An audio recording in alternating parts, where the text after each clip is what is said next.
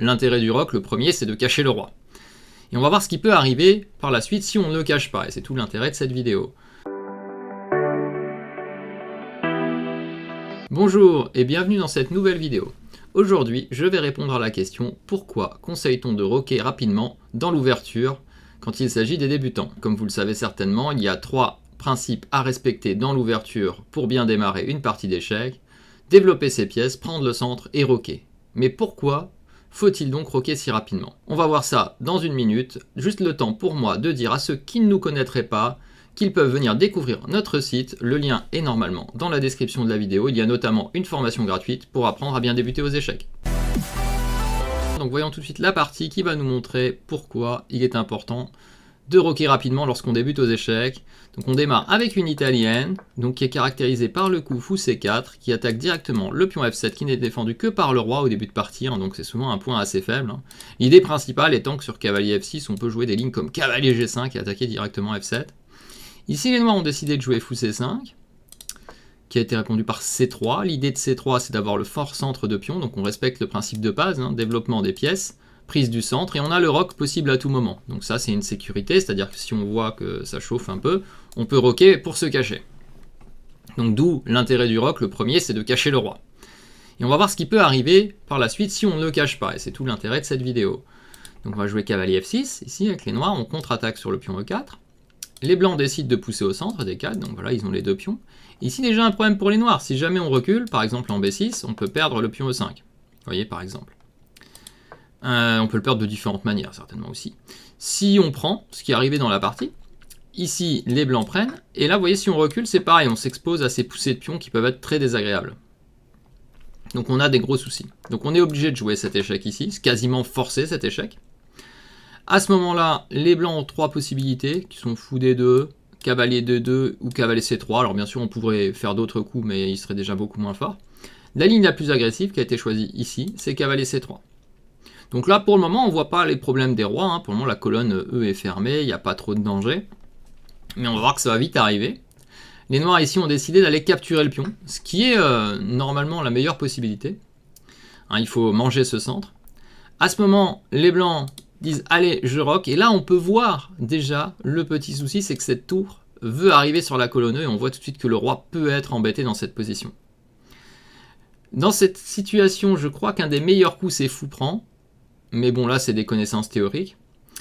Et ici, les noirs ont décidé de faire cavalier prend. Et je crois que tout ce gambit, c'est ce qu'on appelle le gambit Gréco. D'ailleurs, c'est tiré d'une analyse de Gréco, cette position, donc très vieille analyse. B prend. Et ici, les noirs ont décidé d'être très gourmands, donc ils ont complètement négligé le rock. Ils n'ont pas roqué. Ici, peut-être qu'il faudrait déjà revenir pour se défendre. Et ils décident de manger. Et lorsqu'ils mangent ici en C3, je crois que c'est déjà décisif à ce moment-là. Parce que les blancs peuvent jouer le coup Dame B3. Et avec Dame B3, ils attaquent le fou. Ils menacent F7 et vous voyez qu'on pourrait déroquer tout de suite. Alors les noirs pourraient se décider à roquer, mais alors ils perdraient un fou directement. Ça, c'est le souci. Donc ça, c'est pas vraiment ce qu'on voudrait, parce qu'un fou de moins, normalement, ici, ça devrait être décisif. Du coup, dans cette situation, après Dame B3, ils capturent la tour. Ils disent, bon, bah, je prends, et puis ensuite, je vais cacher le roi au prochain coup. Mais là, c'est déjà trop tard. Les blancs jouent fou prend, échec. Le roi va en F8, et on voit déjà que c'est un peu difficile. Et le fait de ne pas avoir roqué, vous voyez, la tour aussi ne joue pas. D'où l'intérêt du rock, vous mettez votre tour en jeu, vous mettez votre roi en sécurité, vous évitez tous les problèmes. Les blancs ont continué avec fou G5. On voit maintenant que le souci, c'est qu'en n'ayant pas développé ses pièces non plus, en ayant pris ici, on n'a pas joué le pion D, donc on n'a pas libéré de case pour la dame. Elle a que cette diagonale ou cette case, mais tout est contrôlé. Du coup, un seul coup, cavalier E7 pour couvrir. Quand on est attaqué, on a plusieurs possibilités. Soit on prend la pièce qui attaque, soit on se défend en s'en allant, soit on met une pièce entre les deux, si c'est possible. Ici, cavalier E5. Là, on voit que cavalier E5 commence à créer des problèmes. Pourquoi? Parce que, si ce fou bouge, après on pourra menacer mat. On a la dame qui peut venir menacer après une découverte en enlevant le fou. C'est très très très dangereux. Les noirs ont décidé de continuer à manger, donc ils ont fait fou prendre D4 en disant « Écoute, je vais manger ton cavalier ». Et là, dans cette situation, il y a eu ce retrait de fou G6 qui menace Dame F7 mat. D5 est joué par la menace. Dame F3 échec. Donc on avait parlé de cet échec. Si le roi vient en G8, on a mat en 1. Du coup, obligé de mettre une pièce devant, le fou se met devant. La fou prend, et on menace à nouveau de faire une découverte en bougeant le fou. Le fou capture le cavalier. Il fait fou aussi 6 échecs. Si le roi se déplace, c'est mat. Et si le fou se met devant, fou prend, et on menace toujours une découverte du fou. Vous voyez l'attaque terrible qu'ont les blancs ici. Et du coup, les noirs ont fini par bouger, et la fou prend G7, menace dame F7, mat. Et c'est quasiment indéfendable, l'analyse s'arrête ici. Vous voyez donc toute l'histoire, je vais remontrer rapidement au moment où les noirs prennent en C3. Vous voyez, quand ils prennent ici, et bien après dame B3, c'est soit on perd une pièce, soit on a le roi qui est dans un sacré réseau. On est presque à la limite du mat direct ou de devoir donner plusieurs pièces, ce qu'on a vu dans la partie. Donc à retenir dans ce thème, c'est roquer rapidement, ça va vous aider à mettre votre tour en jeu, protéger votre roi, éviter tous les problèmes, vraiment tous les problèmes liés à la colonne E et à la perte de temps, car il y aura toujours des menaces qui pourront arriver rapidement. Alors les cas où on peut roquer plus tard sont les jeux fermés, donc ça à retenir, vous pouvez déjà retenir pour la suite. Dans les jeux fermés en général, on peut roquer plus tard. On peut donner un exemple, si je reprends juste l'italienne, je vais finir là-dessus. Si ici les blancs jouent D3, vous voyez, pas pourquoi il y a cette flèche.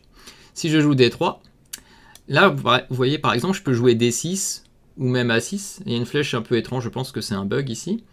Et si les blancs par exemple se développent, je peux encore jouer par exemple A6. Je peux faire plein de coups, même H6 encore, voire développer le fou.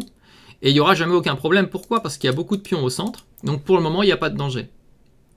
Mais c'est pour ça donc qu'on conseille aux débutants de toujours roquer, parce qu'au début, en fait, vous n'êtes pas toujours capable de faire la différence entre quand c'est dangereux et quand c'est pas dangereux. Voilà pourquoi on le conseille tout de suite. Vous roquez, vous mettez la tour en jeu, et ce sera beaucoup plus simple. Et après, avec l'expérience, vous apprendrez à le faire au bon moment. On arrive au terme de cette vidéo. Si le contenu et mes explications vous ont plu, n'hésitez pas bien sûr à liker, commenter, partager et vous abonner si ce n'est pas encore fait. On répondra à toutes vos questions. Les commentaires négatifs comme positifs sont tous les bienvenus et on se retrouve bientôt dans d'autres vidéos sur des sujets encore plus intéressants.